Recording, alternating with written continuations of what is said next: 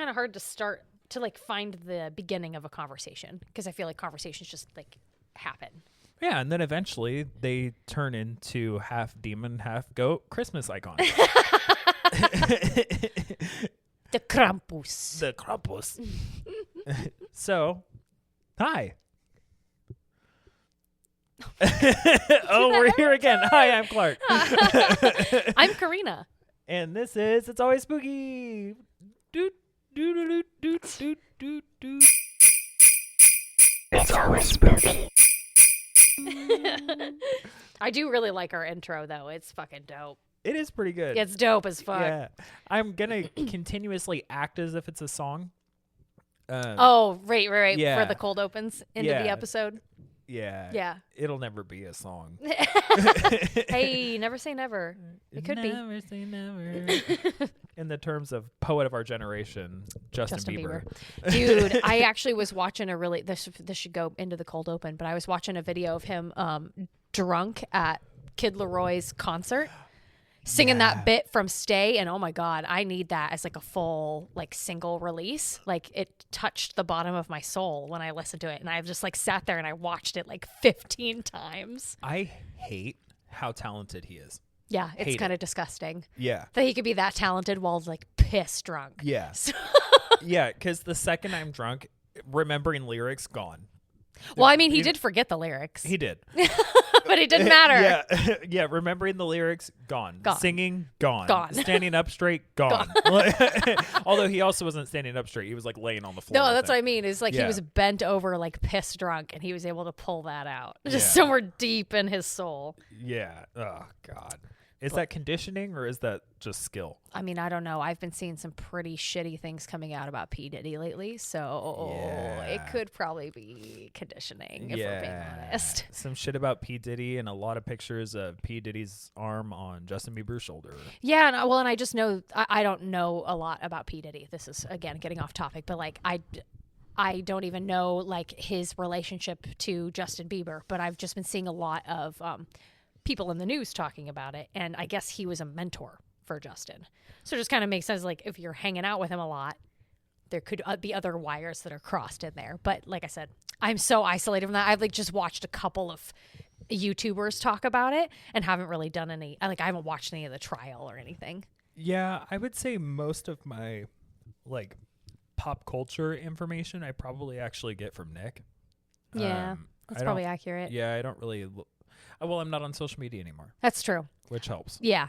The algorithm on both YouTube and just like my phone's news feed is a lot of pop culture because I love drama and I love gossip. So I'm sure that's why it's popping up for me. But I don't really have a lot of time to like think about it right now. Yeah.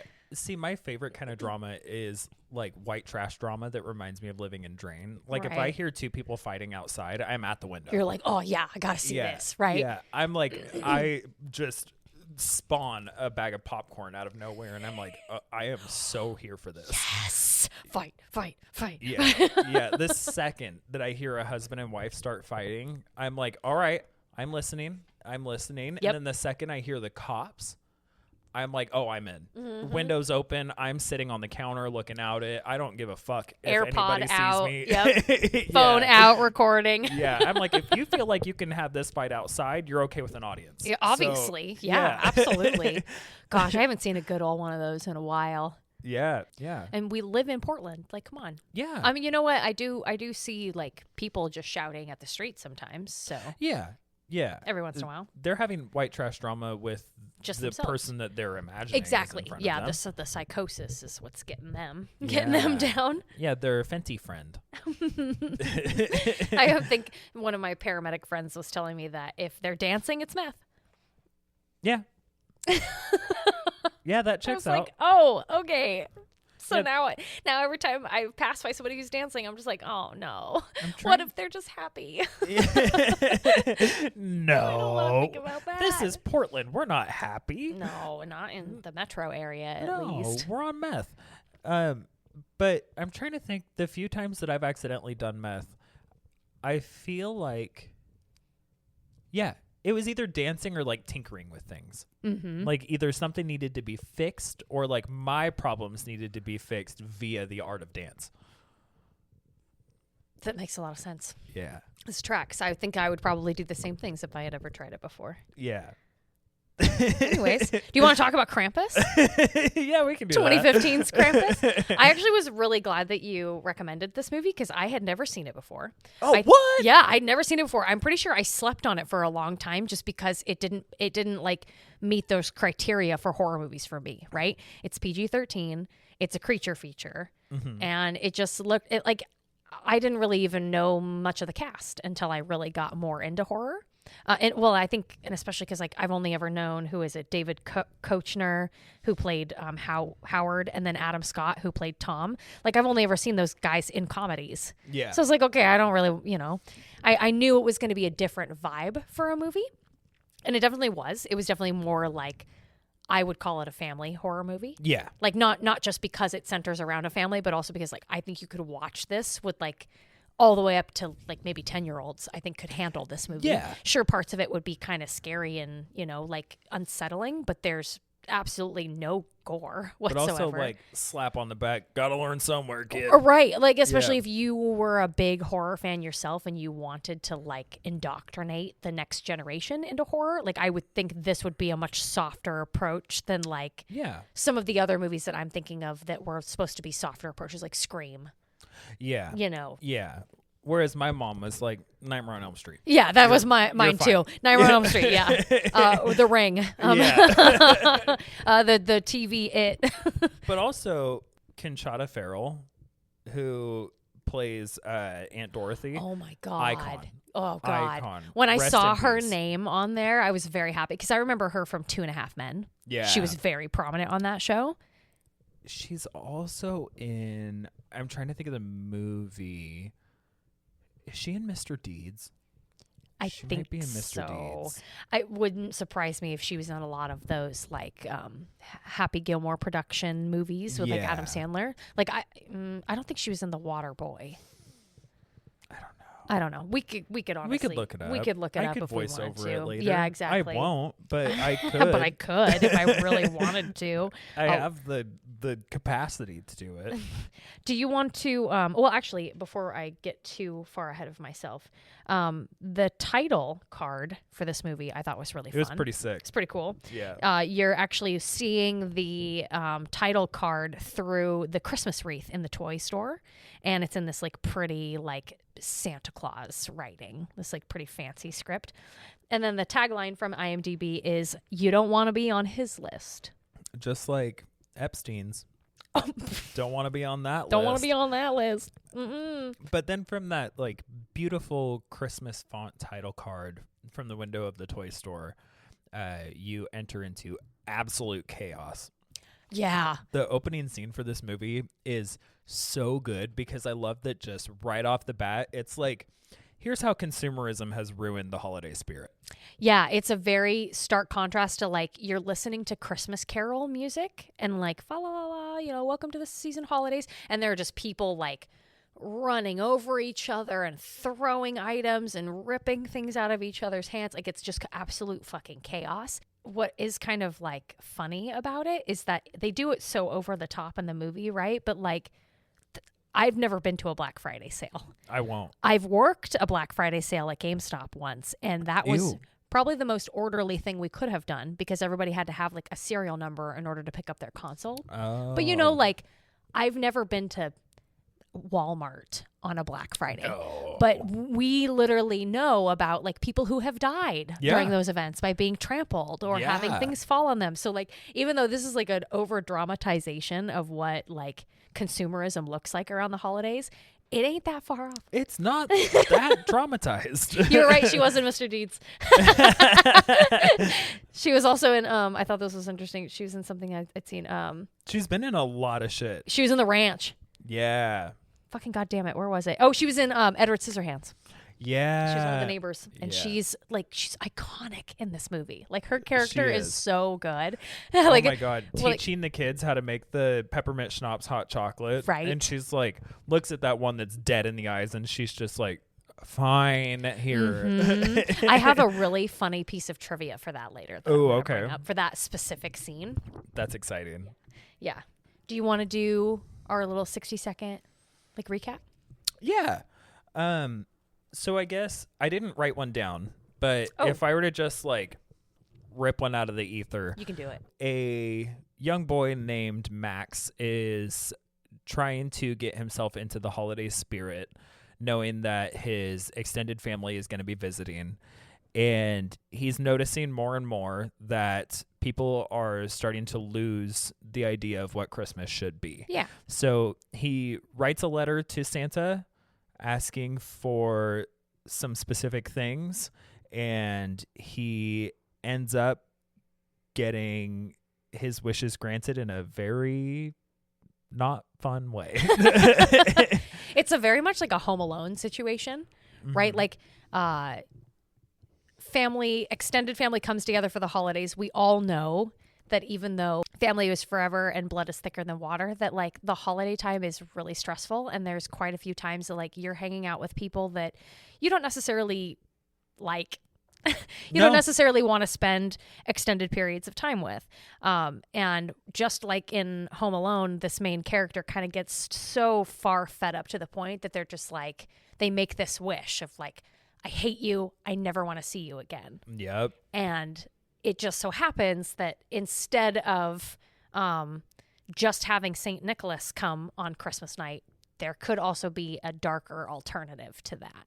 And I do like, it's not just like, oh, here's this random other thing that can happen around the holidays. They actually tie it to the correct culture, because the grandma is actually, I believe she's Austrian. I think so, yeah. But they immediately show what that reference is supposed to be by having somebody who is speaking German throughout the entire movie, like right off the get-go. Yeah. Yeah. Yeah, I like that cultural tie-in. Mm-hmm. I appreciated a lot of the finer details in this movie, truly. I actually watched quite a few breakdowns of like what is the history of Krampus as well. And so it was very interesting to listen to like how it's interpreted through different cultures. Yeah. And how Krampus isn't necessarily like an entity, like a singular entity. Mm-mm. It's more of like a flavor of demon. Yeah. That St. Nicholas uses to enact some of the darker versions of like his naughty or nice list.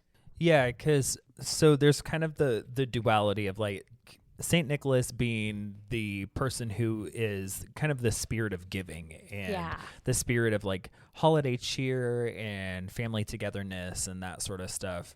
And then Krampus is supposed to be like this half goat, half demon that's there to handle the people who would have been on like what we now call like the naughty list. Yeah. Yeah. And like each different type of Krampus demon did something different, like would punish children in different ways. Kind of reminded me like the different layers of hell and how they would punish people in like different forms depending on what they did in their life. Yeah. Because there's like whipping with birch branches.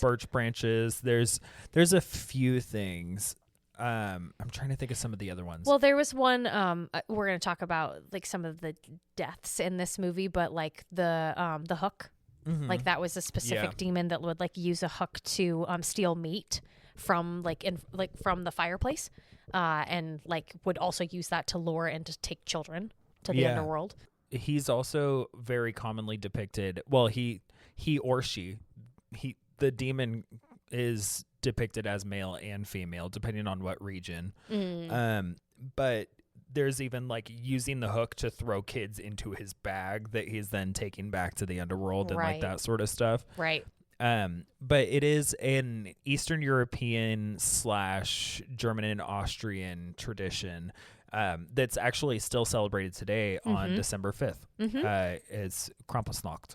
Yes, I had that written down in here. I guess did you hear that like they there are still young men to this day that they get super drunk and they dress up as Krampus and they like run through the streets and cause like terror and havoc to all the little kids. Yeah. Which I found to be kind of fun. Yeah, like what what better way to celebrate the holidays than to scare the shit out of kids? Scare them into submission. Yeah. Fear is the best tactic. And that's German culture. Yeah, it definitely is. As somebody who comes from a German family, that's like, German that's culture. That's it.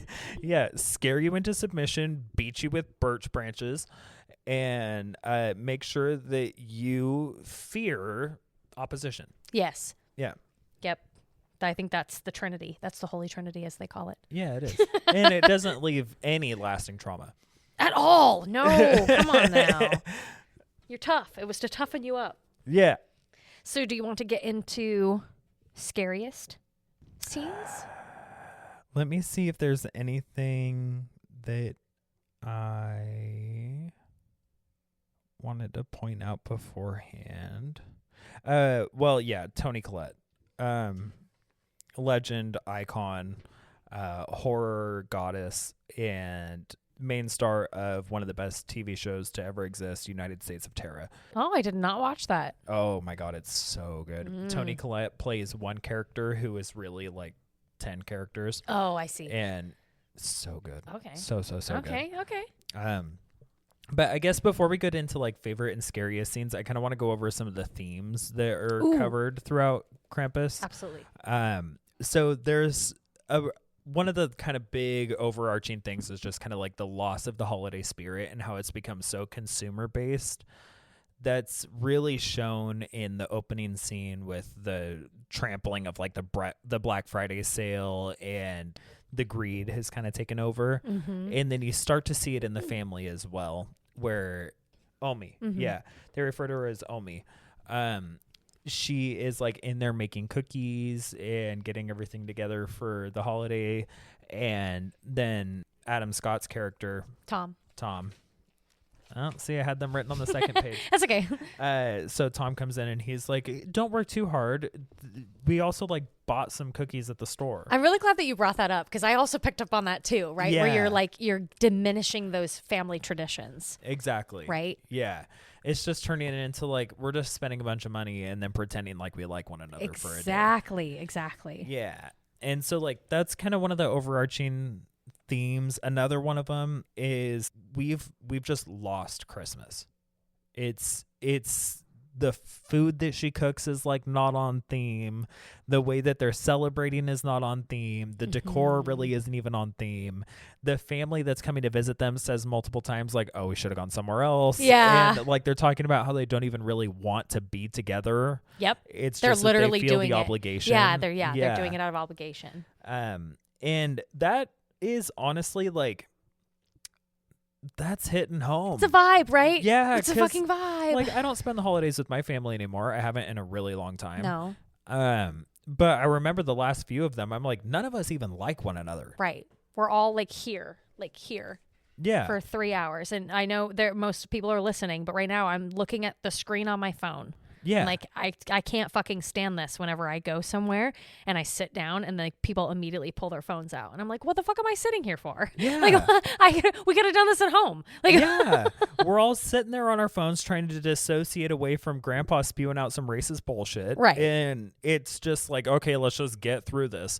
Yep. Why do we have to do that? It. Why do we even have to pretend? Like, in my mind, I'd rather completely remove myself from the situation and have a good time. Yeah, 100%. Yeah. Yeah, that's 100%. I mean, I don't know. This is probably going to be the first year that I completely back out of holidays for my family and starting to love them from a distance and maintain my boundaries, because it's just become too toxic for me to really want to be around any longer. So I get it. And I truly feel like the advice that I would have for other people is that your happiness is not worth it. Like the like lack of happiness and stress that you will feel by going and like playing pretend for even if it's just an hour, I feel like is just so disrespectful for everybody's time.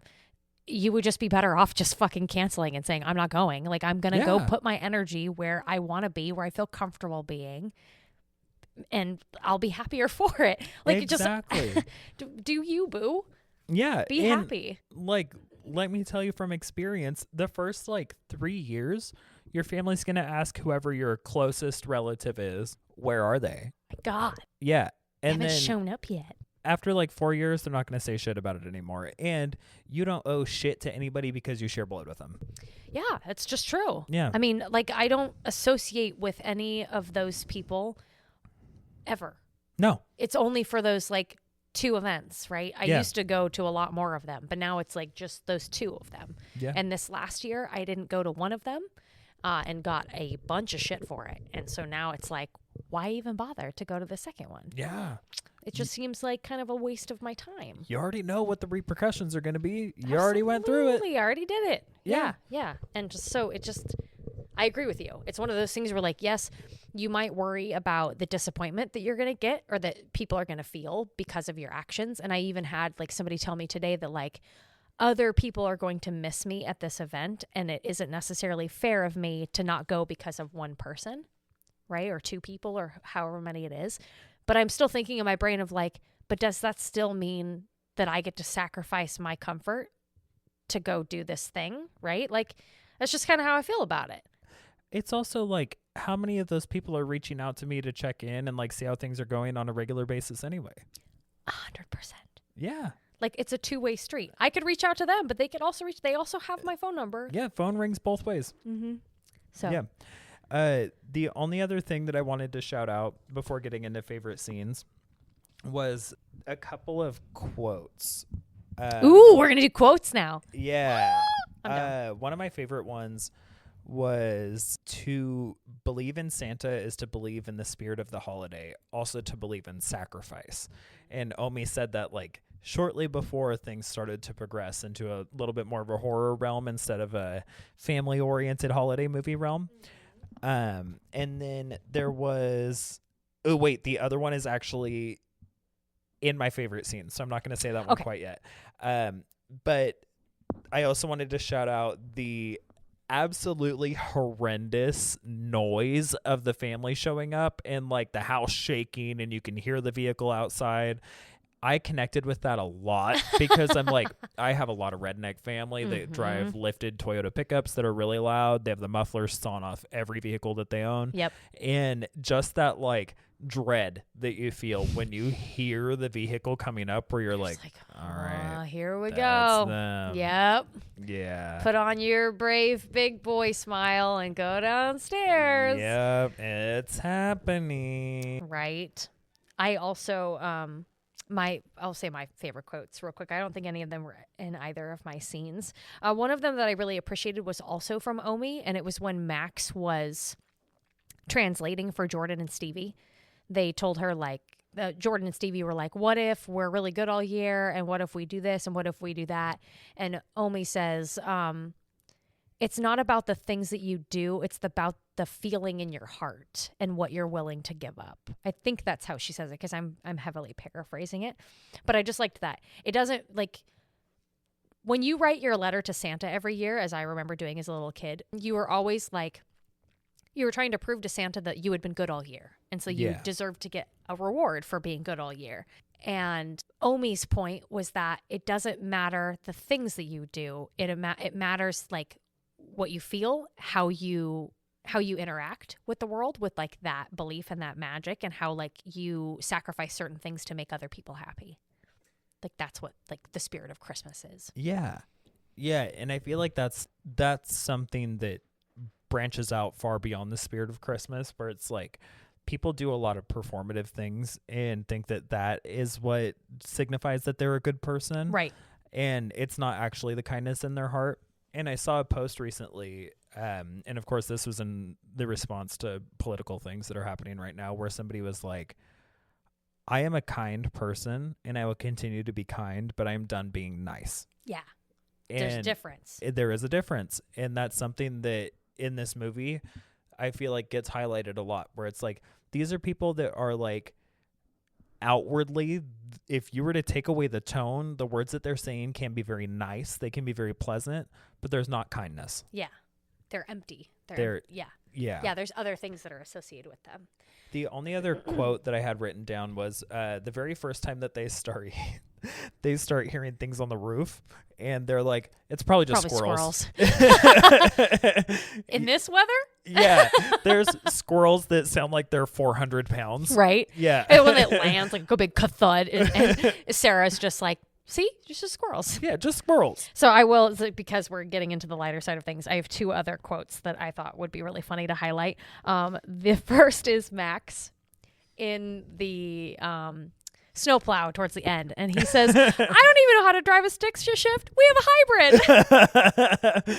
And then my other one that I thought was good and I needed to include in here was when Linda and Howard are talking, and Howard says, Linda, baby, what's up there? And she says, honey, you wouldn't believe me if I told you. And he says, baby, I just got my ass kicked by a bunch of Christmas cookies. I think I can handle it.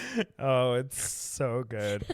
I'm shocked that you haven't seen this before, and I'm also so excited about this because it is such a good movie. It's a great movie. One of 3 Christmas movies that I watch every year. I feel like, well, I did actually put this in my rating that it is a new holiday classic. Like I will have to watch it every year now around this time. My 3 every year are Krampus, Elf, and Year Without a Santa Claus.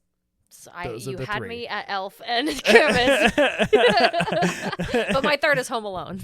Oh, which is kind of like Krampus, but yeah, just without the demon. But also has that one guy in it, not Macaulay Culkin, but the guy who plays Harry. Yeah, I can't remember his name. Yeah, it's not Joe Pesci, is it? No, Is it? Is it? I don't fucking know. Why am I getting so off topic? I feel like now? he's an actor that's like just before our time. Well, I love Joe Pesci I'm pretty sure it is, because I love him in My Cousin Vinny. Like, My Cousin Vinny's like one of my favorite movies. I don't think I've ever watched that. Oh, God. He is in Home Alone. He's scary. We should watch My Cousin Vinny sometime because it's fucking good. Like, there's a day, one of these days, I want to dress up like Lisa from My Cousin Vinny, because she dresses in this fucking floral jumpsuit, and it's gorgeous. I will find a photo for you. Wait. What a coincidence, because one day I want to dress up like Lydia from Beetlejuice. In the big red dress? Yeah. You're like, yeah. Yeah. We can make that happen. That could be actually really funny. I feel like that'd be more flattering on... well, red does kind of make me look really weird sometimes. But I feel like that dress would be more flattering on me than like Beetlejuice's outfit. Nobody looks good in stripes. Nobody looks good in stripes. Yeah, vertical stripes. Look at this. Oh, yeah. Oh, my God. She just eats it. Oh, yeah. Nick. She's so pretty.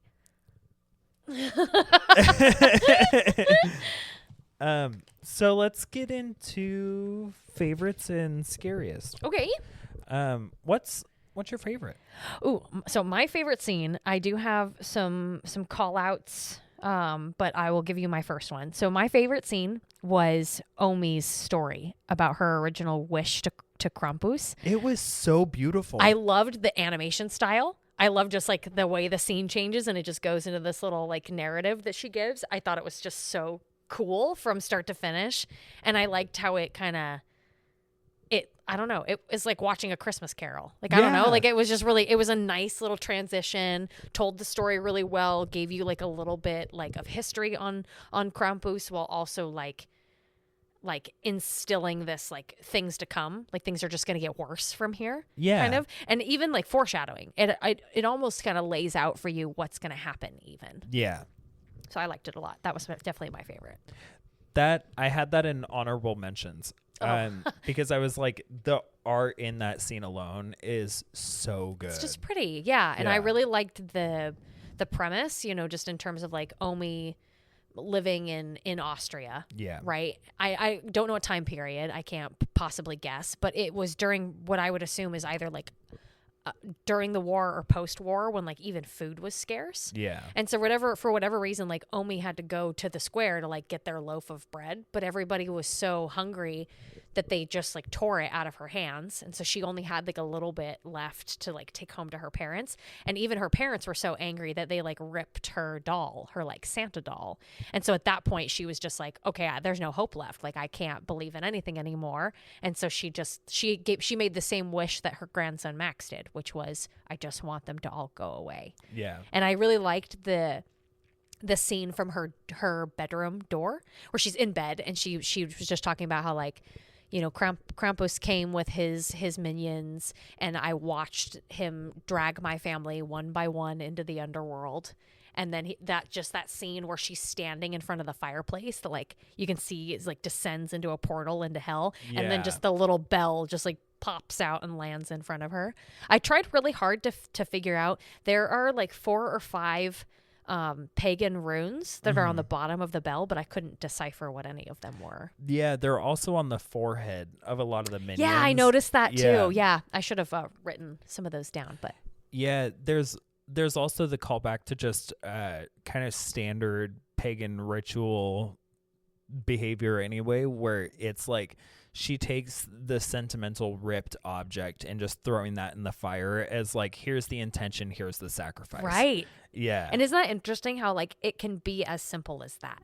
Yeah. It can be it's intention and like sacrifice, and like that's a ritual by itself. Germanic paganism doesn't fuck around. Yeah. Yeah, you don't have to like spill your blood or say like abracadabra. Like it can just be the intention and the like act that you're performing. All it takes is some really strong eyebrows and some good focus. And then alchemy ensues. It's Yeah. interesting. It's interesting. My just to give my call outs before you get to your favorite scene is I really liked Linda's Mama Bear moment where she is slowly losing this fight to this like toy Freddy Fazbear that's like attacking her on the ground until she notices that one of her children is nearby and like incapacitated, and then she just kind of like, okay, no, and she gets up, she, you know, stabs the bear, she grabs the axe, cuts, you know, Toni Collette's Sarah down, and then you know, goes and gets her daughter, right? It's just like it's just like a nope, not doing this anymore, like going into overdrive. I thought that was pretty cool. I really liked Dorothy's shotgun surprise towards the end when like nobody could, like Howard kept getting like incapacitated when he had the shotgun and nobody was getting anything done, and so Dorothy just picked it up and just like went to town. Just she killed the little angel thing. I'm pretty sure she killed the Jack in the Box thing. No, that was the last thing she was pointing at. Yeah. So she killed something else before the angel thing, but I don't remember what it was. But I thought that was really cool. And then I really liked the this is a really silly, like, small nod, but like Tom's clear communication with Max. There was a couple of times in the movie where like chaos would ensue.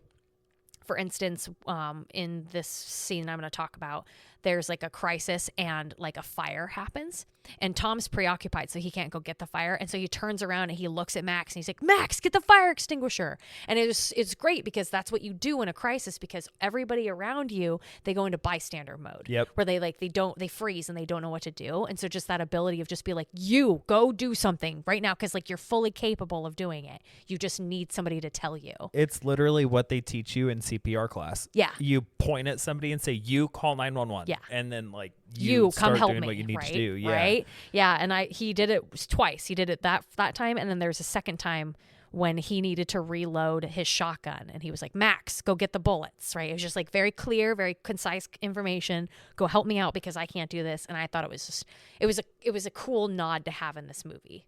Yeah. Yeah. And then also just calling back to like Dorothy picking up the shotgun and absolutely just annihilating, when Sarah picks up the revolver and just like pops that little animated mechanic thing. Yeah. And then Tom just kind of looks at her like, what the fuck? And it's like, well, she is related to those rednecks. Exactly. Yeah. Although it seemed like Linda got the redneck from Howard, but maybe she always had a little redneck in there. Yeah, I was almost hoping at one point that Linda was going to take the revolver because that was her gun. Yeah. And like fucking like just pea shoot, you know, just like the gingerbread cookies or whatever. But yeah, but no. But you know, whatever. It had some good moments. It had some good moments. did. So what was your favorite scene? So I'll start with my absolute favorite one. Absolute favorite. And that is the one that has the cult. It's just after Omi finishes telling her story, I believe. And she says something in German, and I always watch things with subtitles because like I can't hear for shit. So I even in the subtitles for this point, it said just like speaking German. Yep. And then Max doesn't translate, like nobody He doesn't translates understand. for her. Mm-hmm. And Dorothy is like, she says we're fucked. Mm-hmm. And then Max is like, how do you know what she's saying? And then Dorothy says, because I'm old enough to know when life's coming at you with his pants down. Mm-hmm. That is like my favorite scene, because it's just like, it doesn't matter what language you're speaking. It doesn't matter who you're around, what you're doing.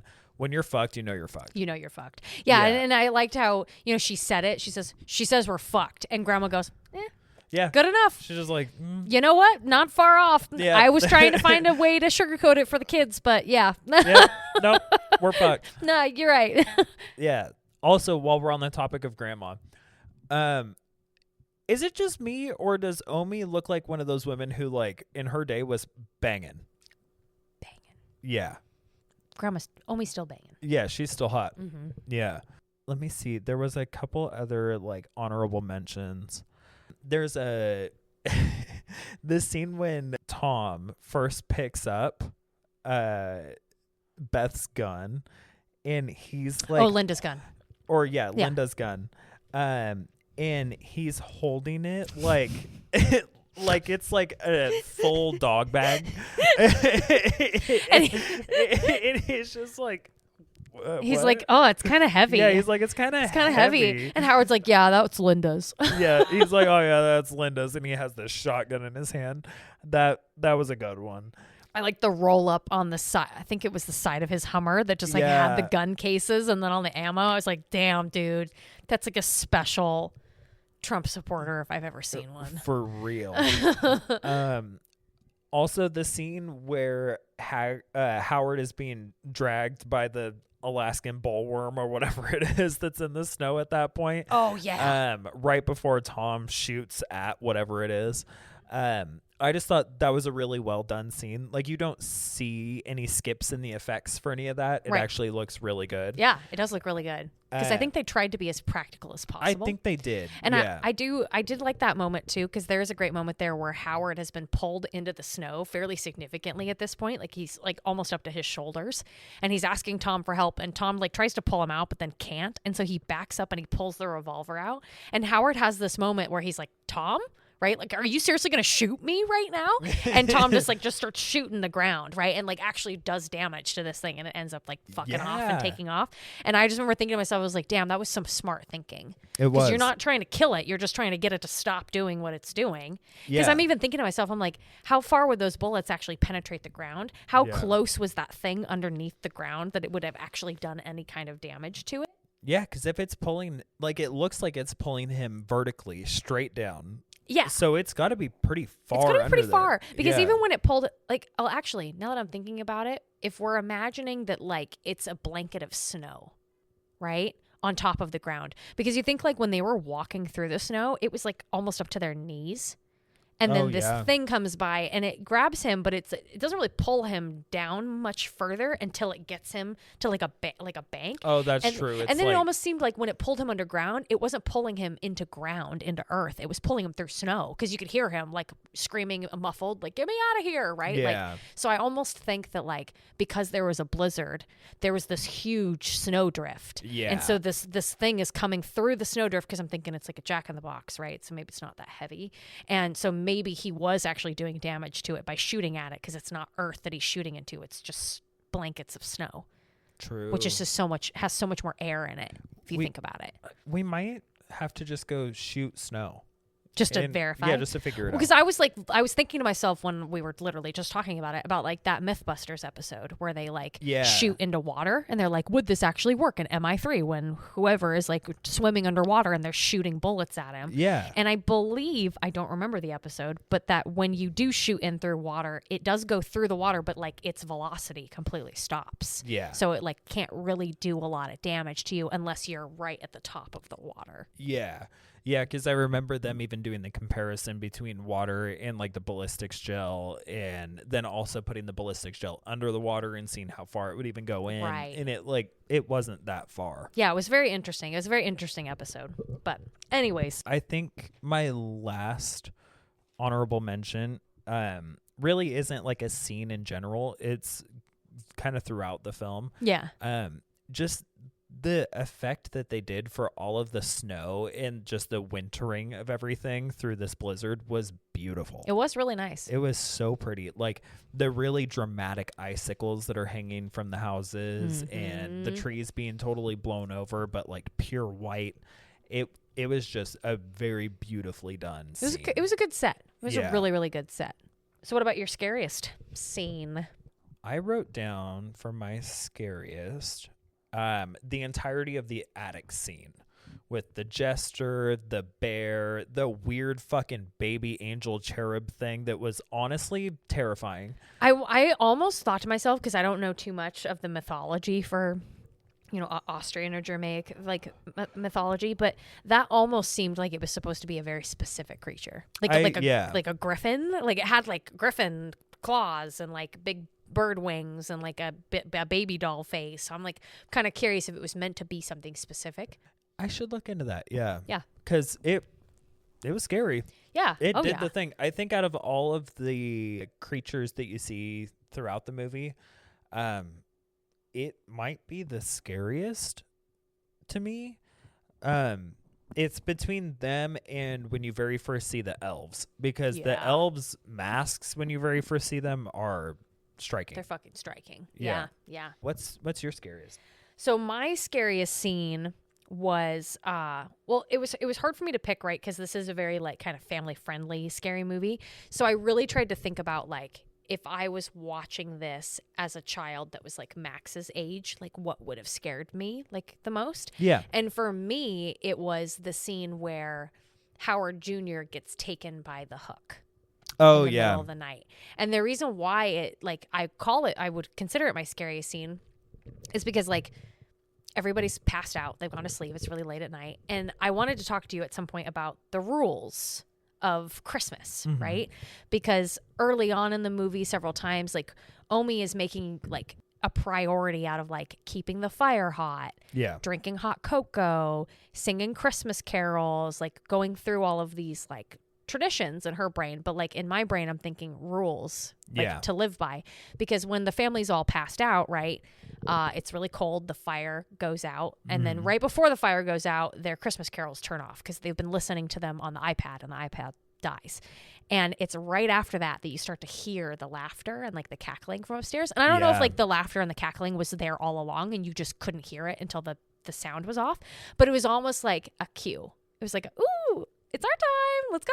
And my favorite part of that scene, the part that like really kind of like made me get like a shiver down my spine, is when you see the hook and it's coming down and you see all the bells and everything, you see the cookie, right, and it lands at the bottom, and then it just like it looks like someone's like jingled it a little bit and it just goes right, just like fucking pay attention to me, right? And that part to me got me really good, because I remember thinking to myself, like, I was thinking about this from like a rated R horror movie perspective, and I'm like, oh fuck, we're gonna go into this territory, right?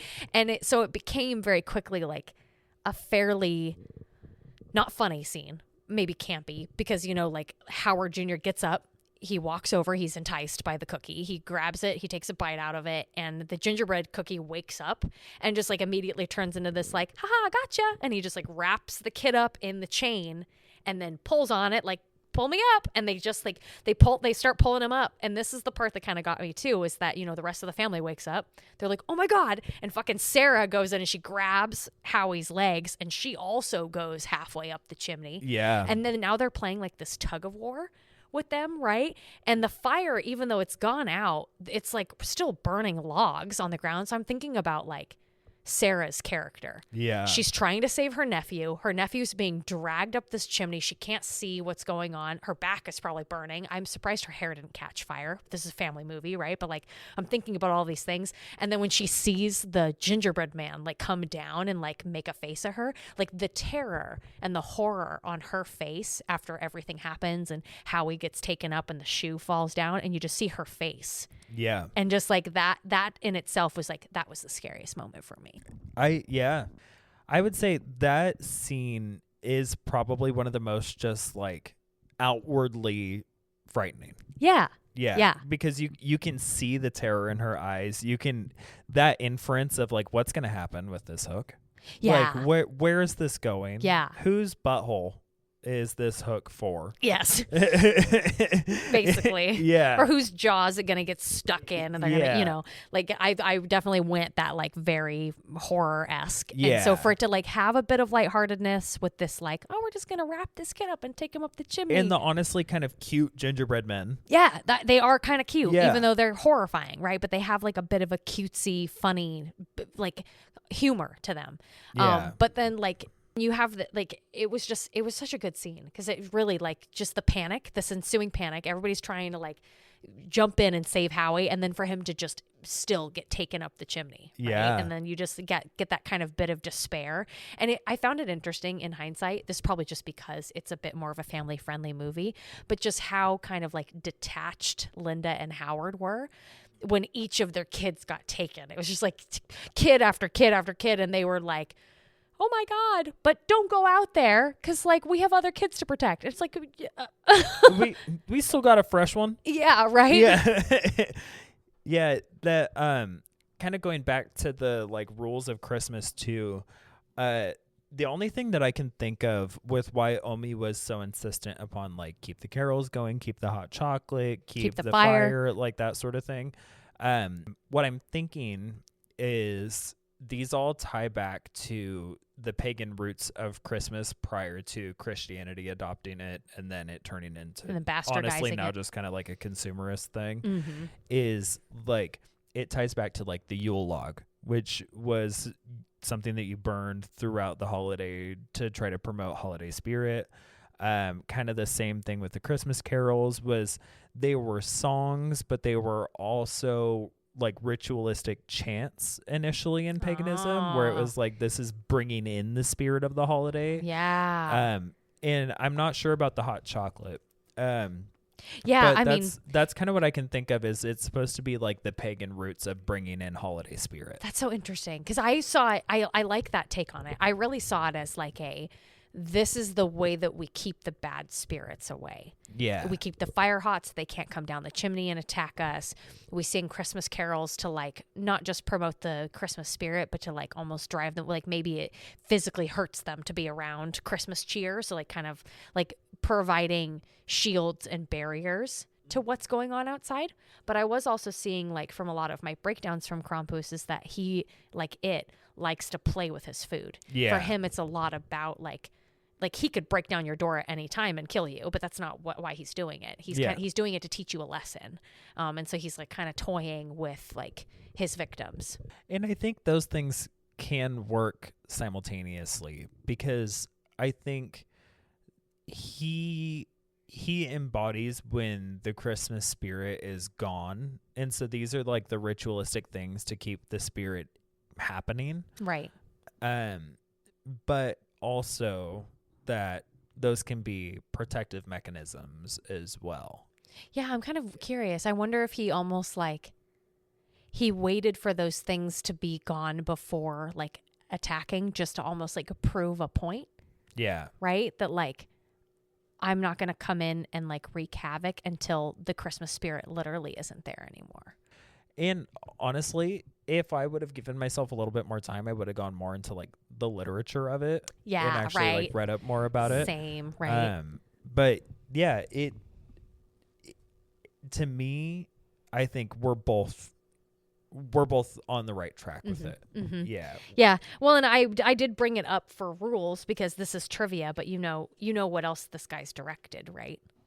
No. He is also the director of Trick or Treat. Oh, that totally makes sense. Right? That makes a lot of sense. So that's what I'm saying is like in Yeah. Trick or Treat, there were very hard rules. And like if you didn't follow the rules, that gave Sam a reason to come after you and kill you. Yeah. And in Krampus, it's different. It's like there are rules, but they're more guidelines. Yeah. Like if I'm taking a page out of Pirates of the Caribbean, it's like these are things that like we look for when we're looking for victims, and if we don't see these things being checked off, then we're going after them. Mm-hmm. But it almost seemed to me like because we were talking earlier about how Krampus isn't a person, he's like a flavor of demon. Yeah. And for this family specifically, it was like Max summoned this demon only to terrorize his family. Yeah. I kind of give credence to that, but then I kind of am wondering why were there other people that were affected, right? Because like there was like the DHL like package delivery guy that died,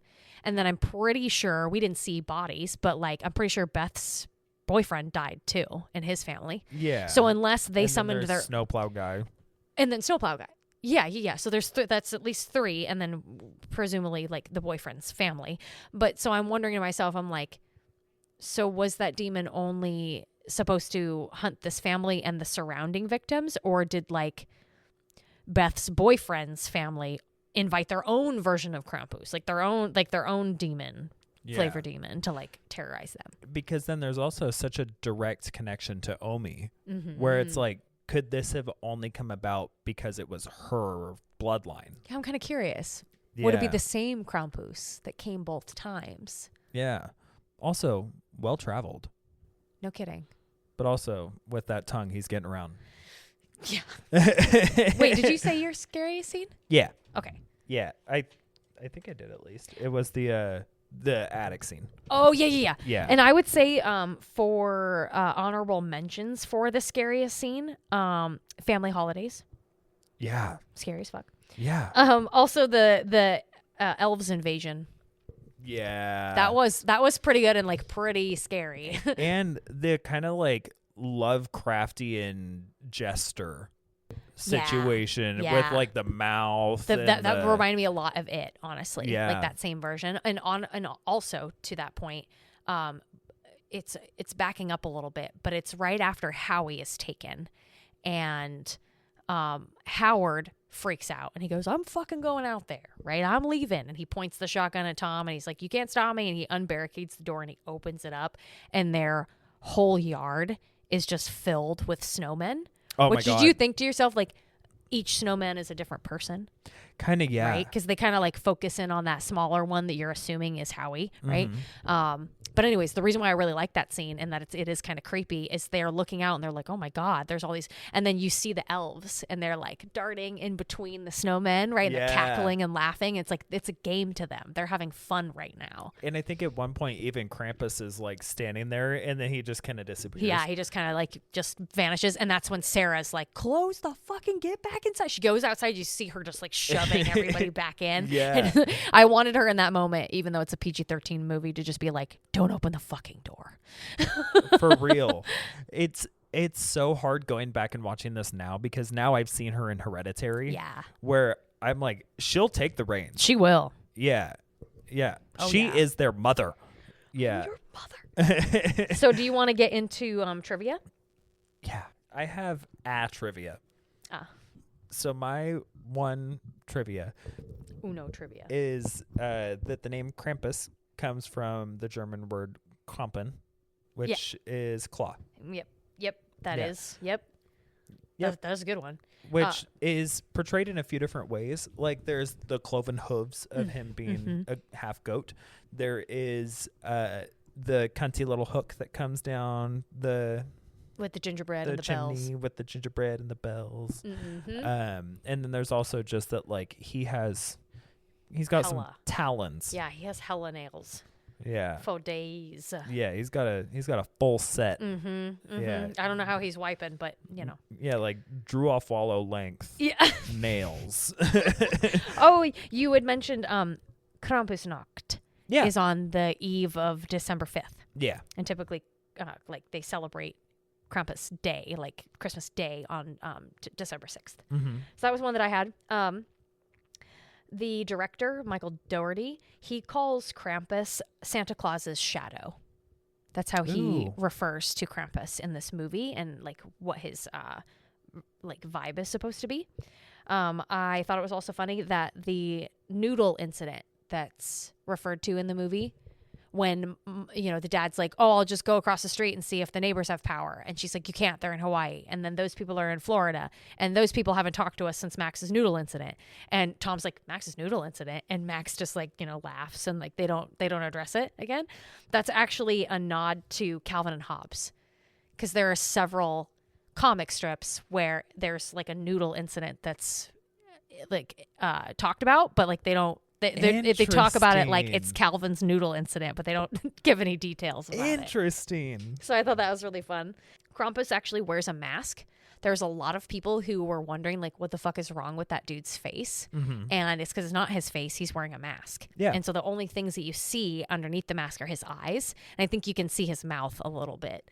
But I thought that was really cool because the first time I watched it, I was like, why did they have his face look like this? Like, they could have done so many other things with this. Yeah, because you see also kind of like levels of rolls of skin, and then it's very animal eyes. Yeah, that are very goat eyes. eyes. Yeah, those eyes were goat all the way.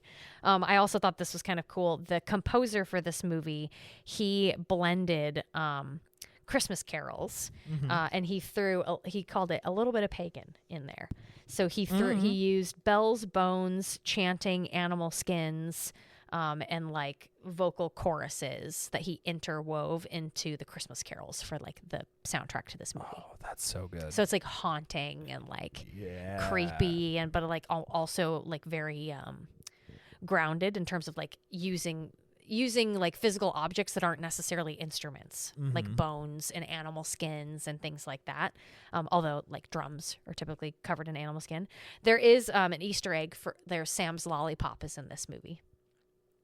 From Trick or Treat. Yeah. I think it's in one of the bags, I think. Yeah. Or it's like a candy that Max offers to his cousins at one point because he's sharing like his Halloween candy with them, and like Sam's lollipop is in his candy.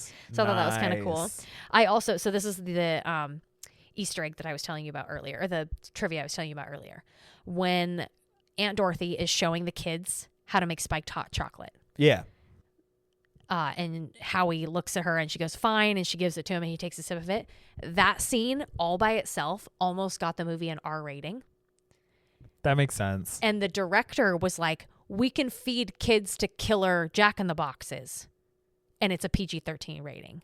But I give them a drop of alcohol and now I have to contest the MPAA for a PG-13 rating. Yeah, and also like mouths that open horizontally and vertically, and like swallow kids whole. Swallow whole kids, but we can't have them take a sip of hot chocolate that has schnapps in it. Right, like a little dribble. It's not like they're shooting something. Like it's got as much alcohol as a kombucha, and that's the problem. When I was that kid's age, I was drinking Dirty Girl Scouts with my uncles. So like, shit or get off the pot, bitch. I had been full drunk. Yeah, at that age. Like, come on, having just like a little sip of somebody's eggnog. Like, come on. Yeah. But I found that really funny. That is hilarious. I just liked his like.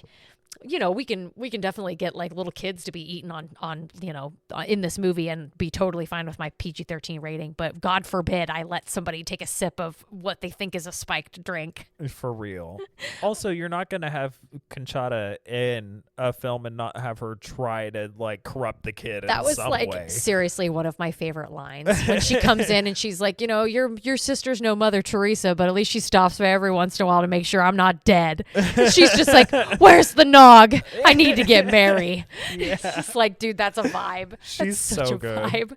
She's the only family member out of all of them that I would have invited. Yeah, right. Even if she was insufferable. For real. So that was all of my trivia. That was my quote. I think all I have is my rating and then the budget. Just real quick, I'm going to go into the budget real fast because this is kind of interesting. So their budget was an estimated $15 million back in 2015. Wow. This was quite a bit. But their opening weekend on 12/4/2015, they made $16 million. Sick. Just over $16 million, actually. So Nice. they made their budget in just like the first weekend. Yeah. Which is that's pretty impressive. That's good. So it's not too bad, right? And then their gross was $42 million in US and Canada, and then worldwide was $61 million. Damn. And I think that I don't remember when that census specifically was taken, but I found that to be very interesting. For two reasons: a Christmas movie making that much money and a horror movie making that much money that isn't tied into like an already created franchise or anything like that. That's big. For it to make money on that first weekend is like monumental. And I don't know how much of that was like Michael's previous movies like having success and people being like, oh, you got to go watch, like, that one's going to be good. Yeah. Or if it's cast, because like that's also true. Like coming off of like Parks and Rec. Yeah. Where Adam Scott had a little bit more of like a bigger role. Right. It's when Toni Collette was starting to get popular, but she wasn't really like she wasn't super like the popular A-list. yet. Right. Yeah. And then also not to understate David Koechner, because he's actually like he's in a lot of good shit and he's actually a very well-known actor. But that could have been part of it too, was just like this director has a lot of really good movies that are out, and then also like that's a pretty stacked cast. It's a pretty stacked cast for a family horror movie. And that's what I'm thinking too. Because I'm thinking like if you think about the time frame, you want everybody to get to the movie theaters, so you spin it as this like family fun like horror movie. And so I can see like that in itself, even if it wasn't necessarily like a good movie, like getting a lot of people coming in to see it just specifically for what type of audience it was geared towards. Yeah. Definitely. I mean, honestly, a horror movie making money. Yeah. In general. Yeah. It's pretty good. Absolutely. Yeah, absolutely. Yeah, because like we cover a lot of the like more popular ones so far. We you have. know? Yeah. And we're gonna go into a lot of the more like niche cult following films. But a lot of those like niche cult following films don't make money. Yeah. Yeah. No, they don't. Like they are passion projects for a reason, or they like, you know, they spawn entire franchises, but it takes a minute to actually do so. Yeah. Not everything is like, you know, Saw. Should we get into ratings? I think we should. I just briefly wanted to read through my list of murder items because I made a list. I love that because I don't think the murder item that I chose will be on your list. Ooh. And I think it's because it's not an item. Well, let's see. Okay, so well, I do have a question for you. Do you think the Jack in the Box was the same monster throughout the film? Because kind of, yeah. Beth got eaten by a tiny Jack in the Box, this teeny tiny one. So, like, did it get bigger as it consumed more and more kids? Because then after it killed Beth, it attacked Tom and Howard. Because I'm assuming it's also the one that like travels under the ground.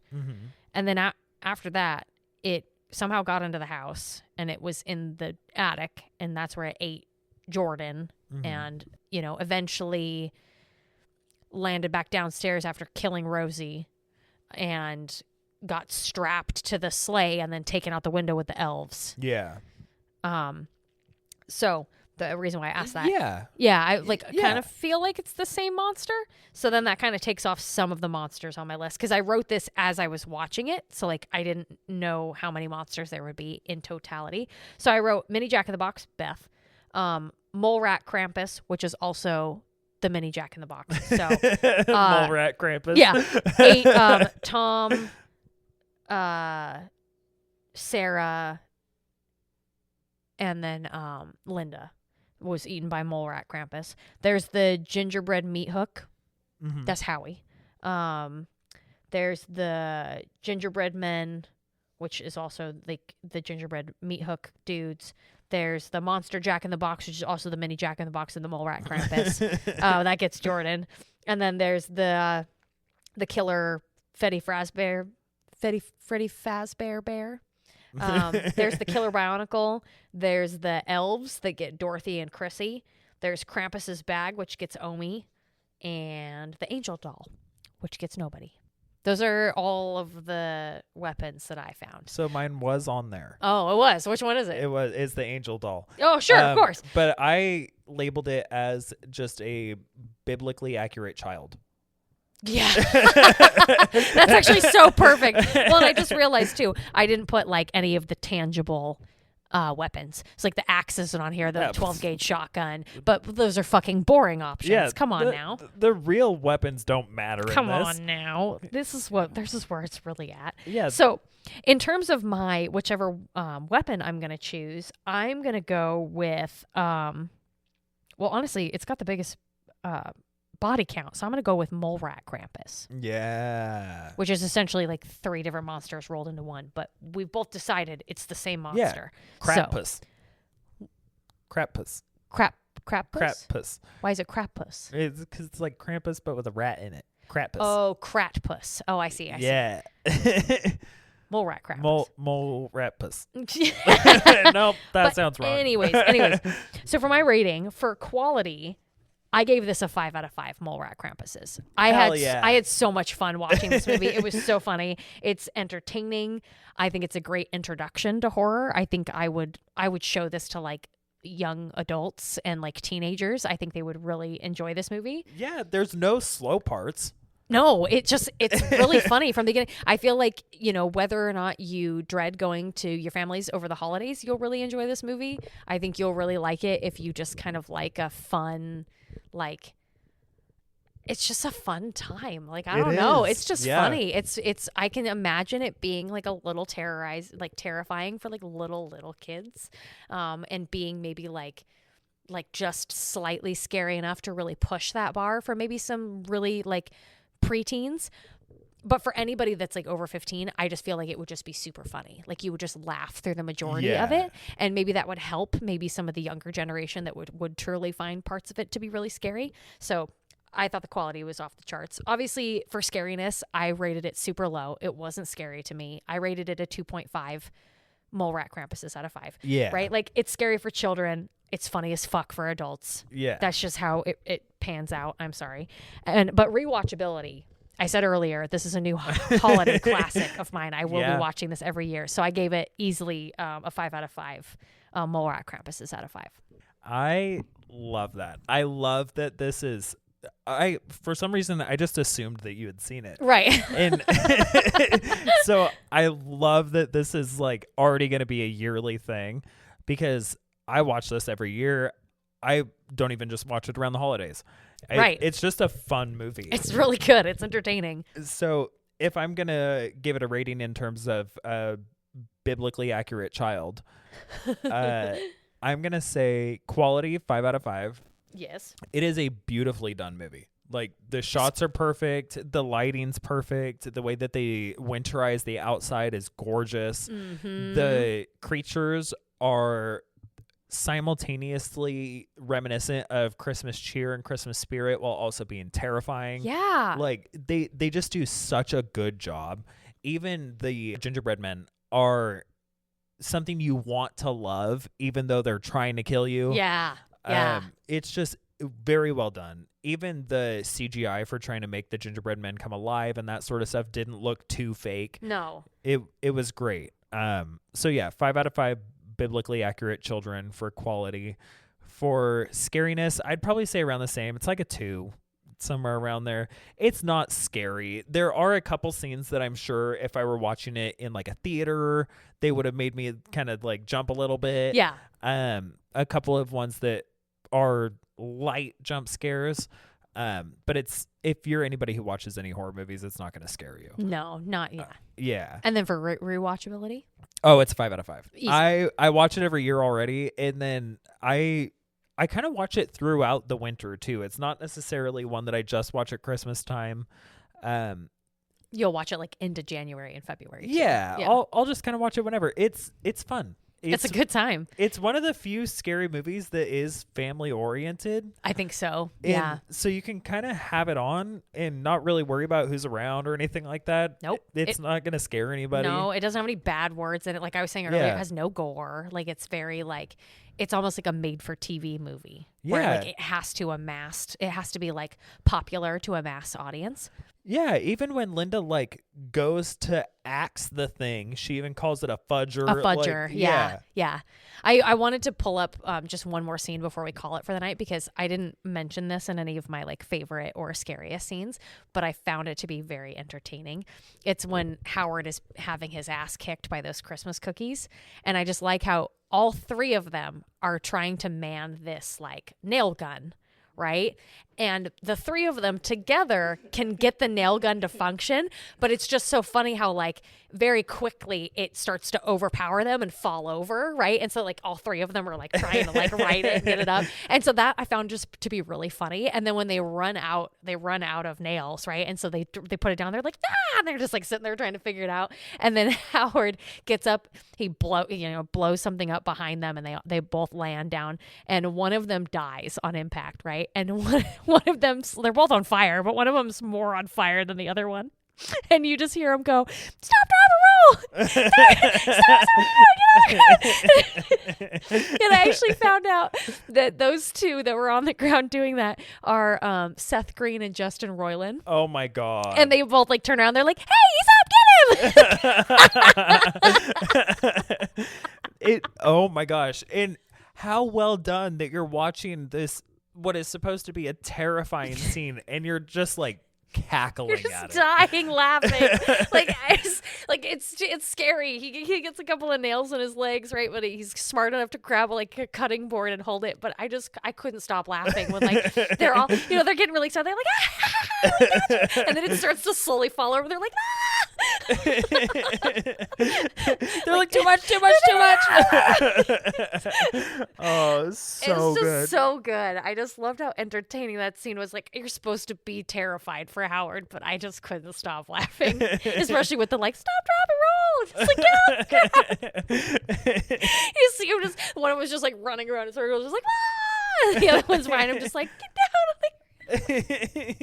Stop, drop, and roll. Yeah, I want to watch it again right now. For being honest, I'm sure. I watched it today at work, and I'm sure that Mom's gonna be like, "When are we watching Krampus?" So are we watching it tonight? Yeah. Or what? You're like, yep, put it on.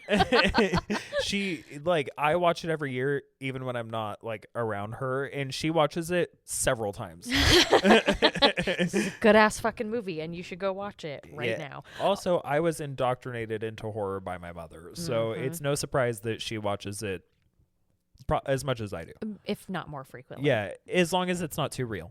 She won't watch The Strangers. Yeah. She won't watch The Home Crazies. No, none of that. no, we don't get into that. The last thing that we typically do before we call it for the night is we just kind of talk about what we're doing right now. Like, what are we creating? What are we watching and reading? That kind of stuff. So watching and reading, I'm not watching anything new, I don't think. I've been contemplating going back and rewatching The United States of Terra, and I might do that, especially now that Toni Collette is like in my field of vision again. You got to finish Godless. I do. I do need to finish Godless. I also still need to finish The Fall of the House of Usher. You didn't finish that? I still haven't finished it. Oh, damn. Yeah. And then I haven't been reading anything. No, that's a lie. Inaccurate. That's a lie. Last week I was having a terrible mental health day, and so I was like, instead of going to the gym on lunch, which is dumb, the gym makes my mental health better, but I was like, I'm going to go to Powell's, which also helps my mental health. So I went and walked around for a little bit, and I didn't go in with the intention of buying any specific thing. I was just like, I'm just going to let Powell's tell me what I need. So I went in, walked around for a little bit, picked up a few things, put them back down. And then as I was about to leave, I saw another book and grabbed it. And it was called Something in the Woods Loves You. And I opened up the front cover, and the little blurb said that it was about this guy's experience going through major depressive disorder with suicidal ideation. And he ends up quitting his job and reconnecting with nature is a way to try to like find himself again. Yeah. And like recenter himself and try to find happiness. And I'm only like 4 chapters in. I'm reading like a chapter every night, somewhere around there. And it is a beautifully written book. It is one of the better ones I've read over the last couple of years.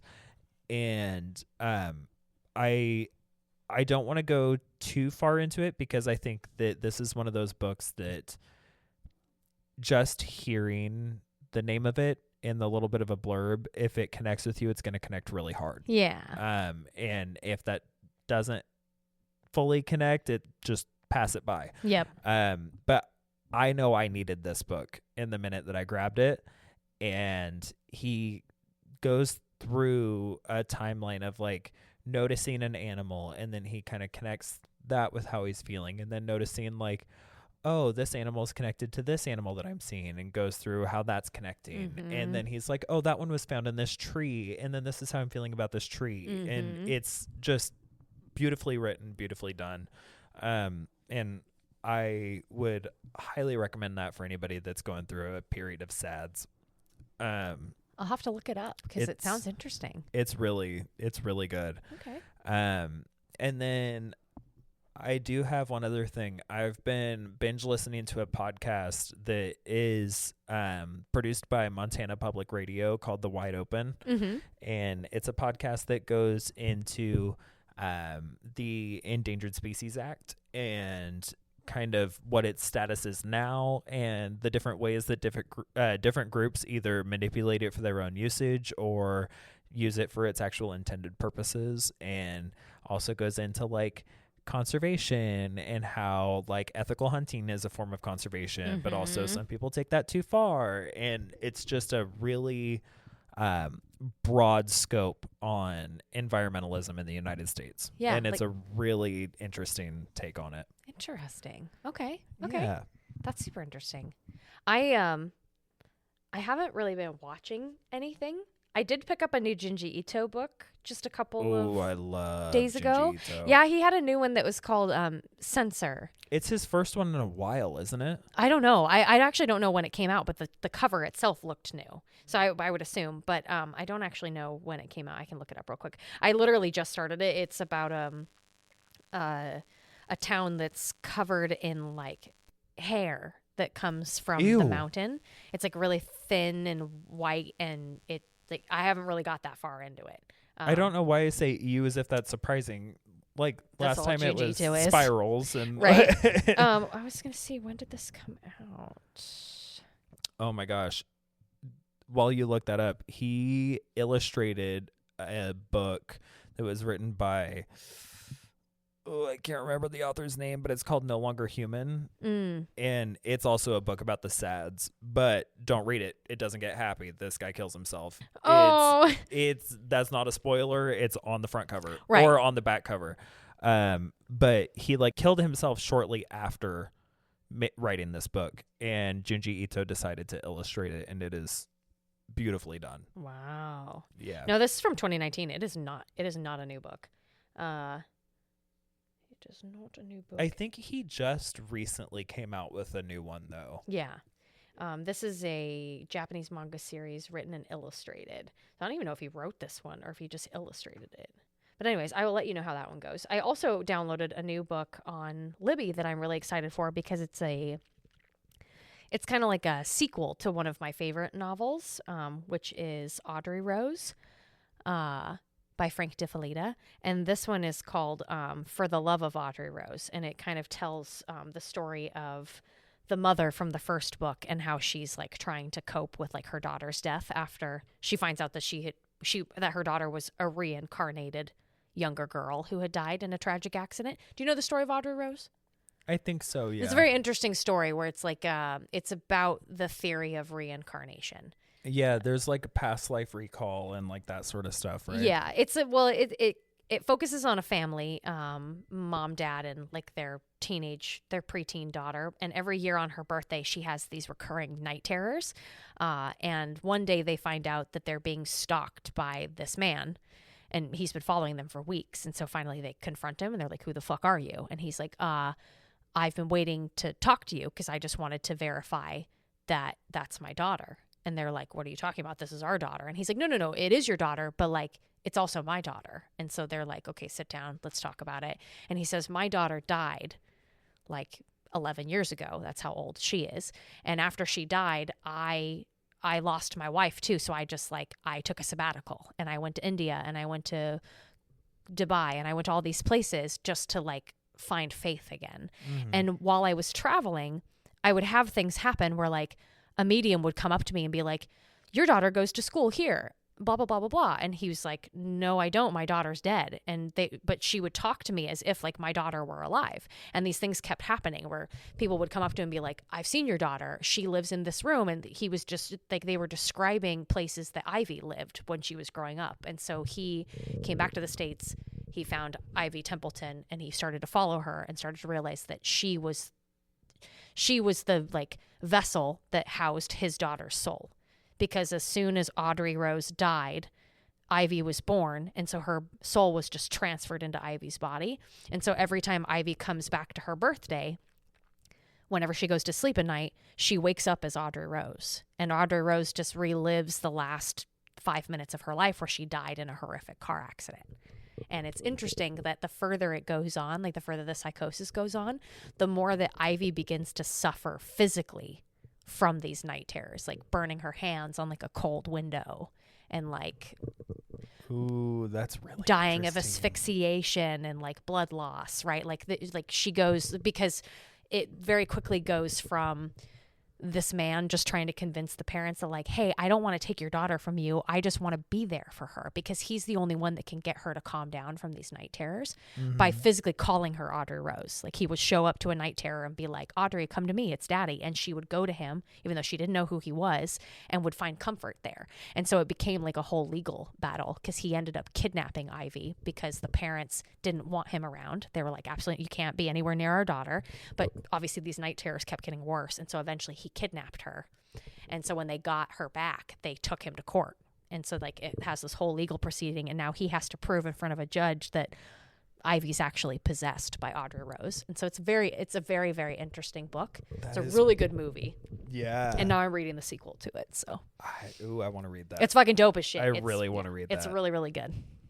Yeah, that highly recommend. That And I will tell you, like, that gives me spine. Yeah, a little feelings. spiny. Yeah. Yeah, and I will tell you, like, I know Frank Felitta's written quite a few novels, and he states that like quite a few of his works are based in some kind of reality, whether they're like some sort of actual event or like not necessarily paranormal, but just like some oddity that's happened. And I read his second book, Entity, which is about a woman who lived in California, and she was assaulted for years by a ghost that lived in her house. And I couldn't finish that book. That book was so scary, I physically could not keep reading it. Ooh, okay. And that's probably just because one of my lines is assault. So it was just really hard to like read that. Like, cause like her kids witnessed it several times, and like they couldn't help. Like they would try and help her, and they would get thrown across the room and shit. Like it was fucking nuts.